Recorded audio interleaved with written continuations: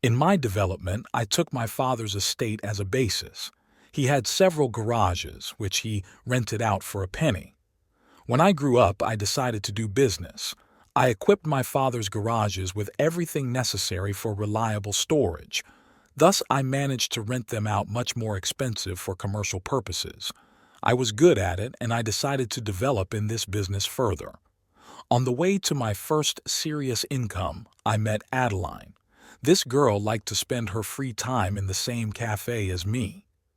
Her beautiful chestnut curls fell gracefully on her beautiful shoulders. The first time I saw her was in a light pink blouse that suited her very well. This girl was pretty bright.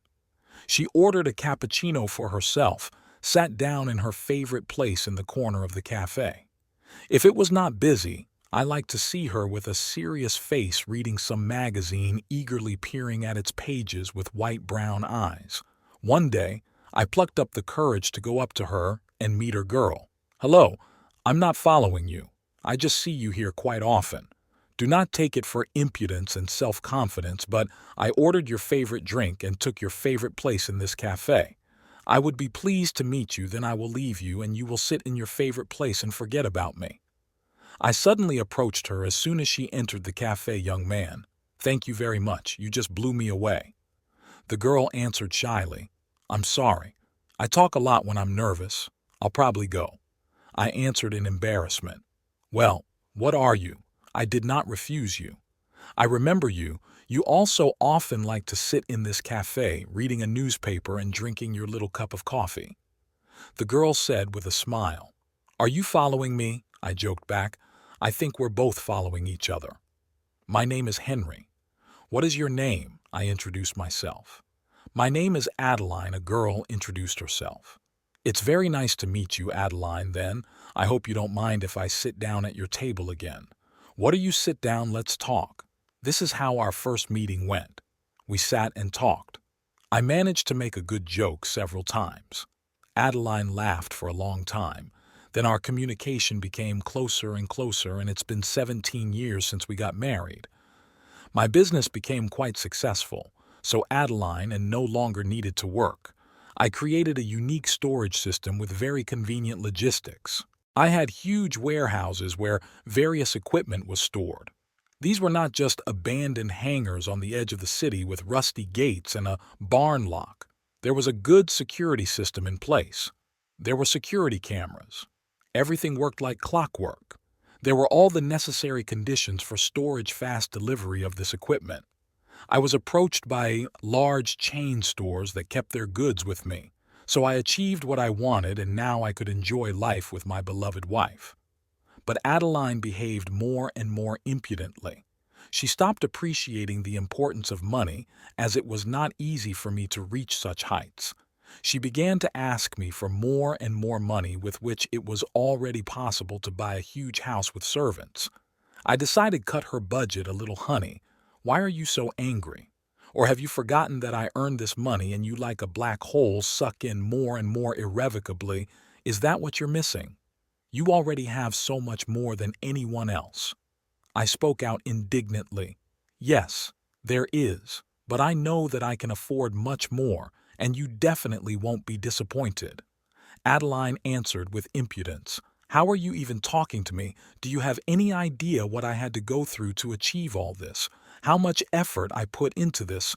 How hard it was to earn the first money? Oh, it has begun. I don't need to tell this story about poor Henry for the 100th time." "Yes, you're just a miser." "That's all." Adeline interrupted me and went into another room.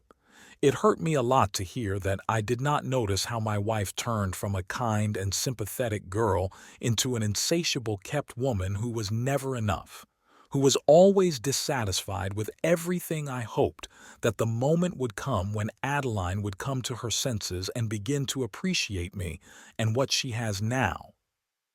Soon there was a global situation. I got a call from the warehouse. "Henry, good afternoon. It's Stephen." "Yes, Stephen. What happened?" "I just wanted to clarify how long the warehouse will be empty." This mass export of equipment was very unexpected. I wanted to clarify further action since no one has told me anything yet. What else export? I asked anxiously. Well, cars arrived last night to pick up the goods, and now the warehouse is completely empty. I don't understand. I'll be right there. I answered alarmed and jumped into the car. The warehouses were indeed empty. They showed me the documents. They all seemed to be in order. Only now the shipment was to a completely different place. I contacted the owners of the goods. No one took anything out and was not going to. I just turned white on the spot and almost fainted. It dawned on me that my warehouses were looted. It's just an incredible amount of money for which they could just kill me. Someone really set me up. I immediately turned to Stefan. He was my good friend from the police. I came to meet him. Hey, Stefan. Hello, Henry. Now tell us in more detail how it all happened. I do not understand how this could happen. All documents are drawn up as always. There are my signature seals, but in fact, these are not real documents, and someone else knew all the codes for electronic locks. Well, knew all the details. It's just unthinkable, and the security cameras are off. Someone here knew how everything works. Apparently, he worked really professional. But Henry, from your words, I understood one thing. It's definitely someone close to you, the one who could find out all these details and features of your warehouse's surveillance security access systems. You mustn't dismiss it. Please think about it and don't be afraid to make even the wildest assumptions. Believe me, it is precisely such assumptions that are often the most correct. I'll investigate. Perhaps the goods are still in our city, hidden in another place. Okay, Stefan, I understand you. Thank you. I returned home completely confused. I just didn't know what to do. How can I continue to live? My nerves were on edge. I did not know who from my environment could set me up so much. I didn't communicate with anyone so closely about my work, and almost no one had access to such information. Days passed, the investigation continued. Lawyers began to put pressure on me. The case was very bad. I was literally not allowed to take a breath of air in peace. The phone was ringing. Stefan's words that I could have been set up by a person quite close to me could not get out of my head. I had to think about my wife. She has been acting very strange lately, often leaving the house without telling me exactly where she went. She tried to support me in this situation, but I saw artificial support. She seemed to be pretending. This made me very worried. I felt that Adeline didn't care. She was not even very upset because of the realization that life might not be so rich anymore. I contacted the owners of the goods. No one took anything out and was not going to. I just turned white on the spot and almost fainted. It dawned on me that my warehouses were looted. It's just an incredible amount of money for which they could just kill me. Someone really set me up. I immediately turned to Stefan. He was my good friend from the police. I came to meet him. Hey, Stefan. Hello, Henry. Now tell us in more detail how it all happened. I do not understand how this could happen.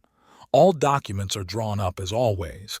There are my signature seals, but in fact, these are not real documents, and someone else knew all the codes for electronic locks. Well, knew all the details. It's just unthinkable, and the security cameras are off. Someone here knew how everything works. Apparently, he worked really professional. But Henry, from your words, I understood one thing. It's definitely someone close to you, the one who could find out all these details and features of your warehouse's surveillance security access systems. You mustn't dismiss it. Please think about it and don't be afraid to make even the wildest assumptions. Believe me, it is precisely such assumptions that are often the most correct. I'll investigate. Perhaps the goods are still in our city, hidden in another place. Okay, Stefan, I understand you. Thank you. I returned home completely confused. I just didn't know what to do. How can I continue to live? My nerves were on edge. I did not know who from my environment could set me up so much. I didn't communicate with anyone so closely about my work, and almost no one had access to such information. Days passed, the investigation continued. Lawyers began to put pressure on me. The case was very bad. I was literally not allowed to take a breath of air in peace. The phone was ringing. Stefan's words that I could have been set up by a person quite close to me could not get out of my head. I had to think about my wife. She has been acting very strange lately, often leaving the house without telling me exactly where she went. She tried to support me in this situation, but I saw artificial support. She seemed to be pretending. This made me very worried. I felt that Adeline didn't care. She was not even very upset because of the realization that life might not be so rich anymore. I've got it all. In a couple of days, the goods will begin to go abroad according to official documents. No one will be able to get to the bottom and detain the cargo. With an accent, this obese man answered my wife, "I really hope for it. Rodrigo, don't let me down. Otherwise, this story could end very badly for us." "Yes, Mrs. Davis. Do not worry, I filmed it all on my phone." Then I went after Adeline. We drove up to some private two-story house. Adeline went inside. It was already quite late. The light was on, only on the second floor. I saw a growing tree nearby in which one branch grew towards the window on the second floor. The branch was not strong enough and it was very risky to climb on it, but I had to see and hear what was going on inside. I climbed a tree, got to the window along this branch. I saw my wife with some bastard in the room. The bastard sat in a chair with his head held high and watched lazily. As Adeline paced nervously from one end of the room to the other, I turned on video recording on my phone. "Adeline, why the hell did you go there? Don't you understand that you can be under suspicion? They can follow you. You make mistakes when you're nervous. Calm down and don't do things like that again. You're setting us up, Billy. I can't help myself. I had to go and make sure everything went according to plan. I'm already tired of enduring the restrictions of my husband. I'll take everything from him, and he will remain to deal with his problems. I will finally be free. You will, dear. You will. The documents are already in my hands. I do not part with them. They are with me in this briefcase. Everything will be fine. We will send the stolen equipment from your stupid husband's warehouse far abroad. We will get great money, but we need to be patient a little more. The plan is perfect. Nobody will suspect anything. Now come here. I'll take you to the hospital. Now come here. I'll show you how to relieve stress," said this bastard and grabbed my wife by the ass, taking off her panties. I was angry and shocked. This bastard was fucking my wife right in front of my eyes.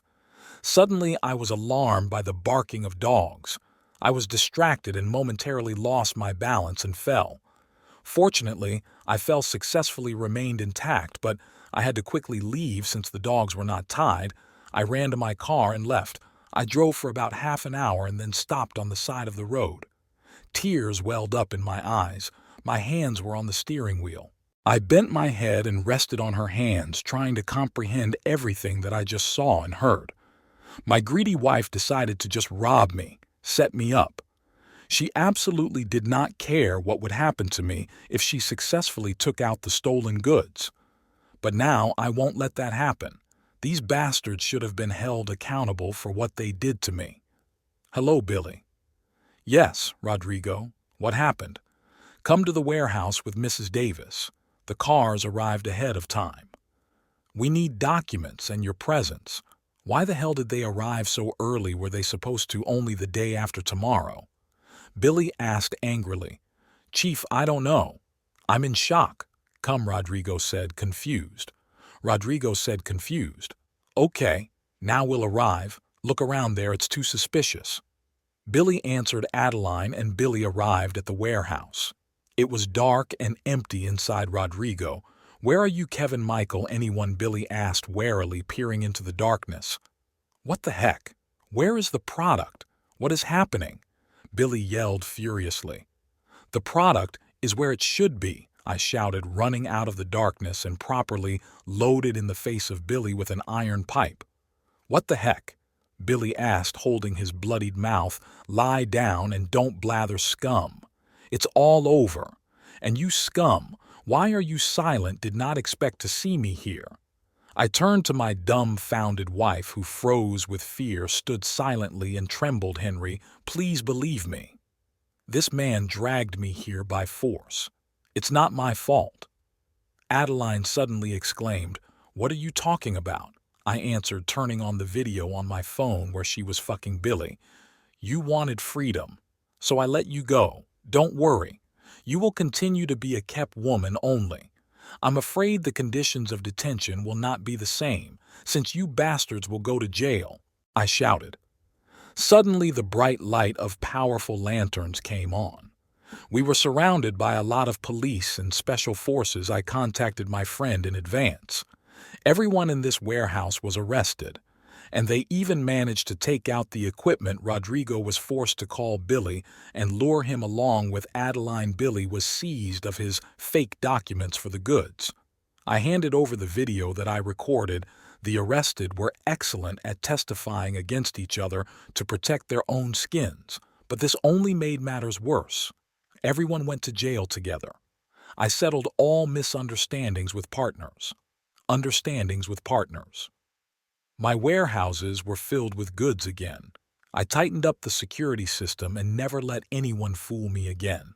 A successful revenge helped me calm down and let go of so many years of lies and hypocrisy.